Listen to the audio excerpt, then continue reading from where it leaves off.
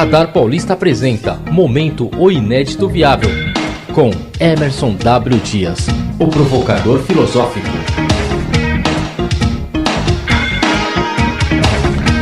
Nós estamos aqui com o Emerson W. Dias, hoje terça-feira. E o que o Emerson traz para nós? Muito boa noite, obrigado pela presença aqui, Emerson. Boa noite, Renato, boa noite a todos os ouvintes. Vamos lá ao assunto do dia, Emerson. Vamos falar sobre Frankenstein. Olha, fiquei com medo agora, hein? Frankenstein. Você lembra do Frankenstein? Nossa, é perigoso o Frankenstein. Sabe que o Frankenstein é um livro que foi escrito em 1818, tá fazendo 200 anos ano que vem. Frankenstein de Mary Shelley. Mary Shelley, exatamente, a própria. Uhum. Sabe, e esse livro foi escrito num período onde a Inglaterra estava vivendo o que a gente chama hoje de primeira revolução industrial, que era a criação da máquina a vapor, e a máquina a vapor então impulsionava a indústria, né, principalmente a indústria de tecidos, né? Uhum. Porque até então você tinha quem era o artesão, que fabricava ali o tecido no tear mecânico, Uhum. e com o advento da máquina a vapor, você trouxe a possibilidade da automatização, e você trouxe uma coisa que é fenomenal, que é o uso da ferrovia. Uhum. Então, se você pegar esse período da história, ali de 1740, 1850 mais ou menos ali, na Inglaterra, a Inglaterra se tornou economicamente muito forte por conta do domínio da tecnologia ferroviária, né? Então, quando ela fez ali a Rota da Seda para explorar o Oriente, quando ela foi para a Índia, né, e construiu tudo lá na Índia, foi tudo na base da via férrea, né? Uhum, então isso que deu o grande poderio econômico para a Inglaterra, que é o que a gente chama de primeira revolução industrial. Certo. E hoje nós estamos vivendo aí o que o pessoal chama de quarta revolução industrial, que é por conta, né, do advento aí depois da internet das coisas que foram possíveis serem criadas. Por exemplo, como impressão 3D, essa coisa de computação em nuvem, inteligência artificial, a robotização, enfim, tudo isso carro autônomo, tudo isso que está surgindo hoje. Que está surgindo, né? Exatamente. Que é o chamado quarta revolução. A terceira e a segunda revolução eu vou tratar outro dia em outro programa que não vai dar tempo da gente falar. Mas por que eu estou falando de Frankenstein? Porque eu estava lendo uma pesquisa da Euromonitor que dizia o seguinte: o que mais preocupa o europeu?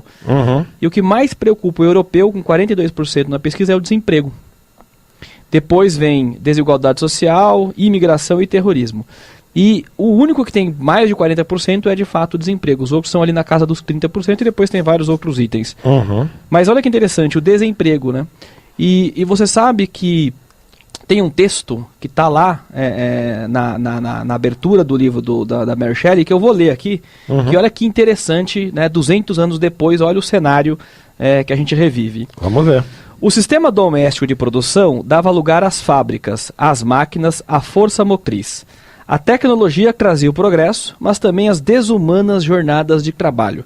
Parece hoje, né? Com WhatsApp e conexão o dia inteiro, né? Enfim. Os salários aviltantes, a poluição, a concentração de riqueza nas mãos de poucos. Está bem parecido o cenário, né?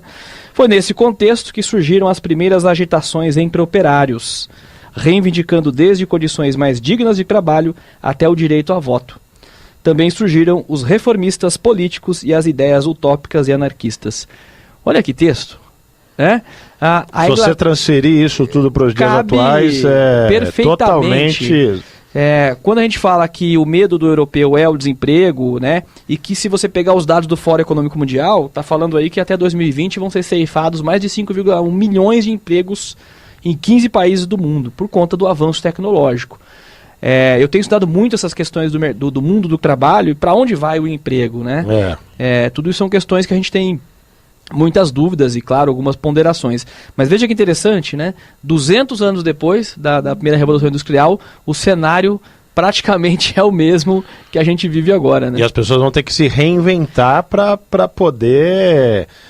passar por essas crises aí, né? Emerson? Sem dúvida nenhuma. Você sabe que você me deu a deixa para falar de crise, porque sabe que a palavra crise é o momento que precede a evolução, né? O sistema está funcionando, quando ele deixa de funcionar, entra em crise. E ele precede então a evolução. Só que a evolução não necessariamente é uma coisa positiva, né? Afinal de contas, doença também evolui.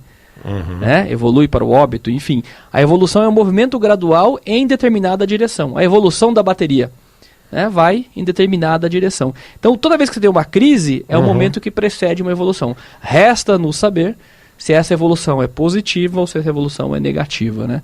Mas olha que interessante, 200 anos depois, estamos diante praticamente do mesmo cenário. Agora, o Frankenstein.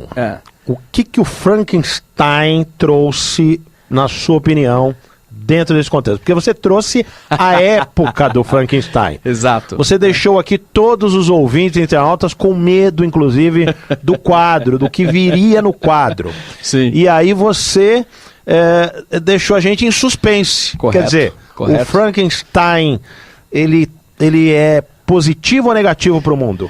O Frankenstein, na concepção da Mary Shelley, era a máquina dominando o homem.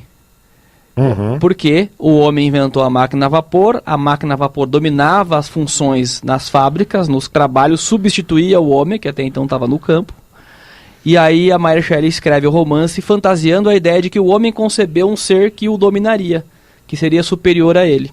Então o romance do Frankenstein é lindo, inclusive quando você vê algumas frases do próprio Frankenstein, quando ele se reconhece tendo uma vida miserável, porque ele acaba virando um monstro, né? Embora ele tenha... Apesar dele não ser um monstro. Não ser um monstro, ele tinha... Propriamente dito, ele tinha sentimentos, enfim. Mas o próprio dono, né, o doutor que o criou, refutava a criação. E é no contexto de que o homem criou coisas que depois ele não domina mais. Então essa era a ideia do Frankenstein, né, da Mary Shelley. Porque era todo o temor que se tinha naquele período, que é muito o temor que temos hoje.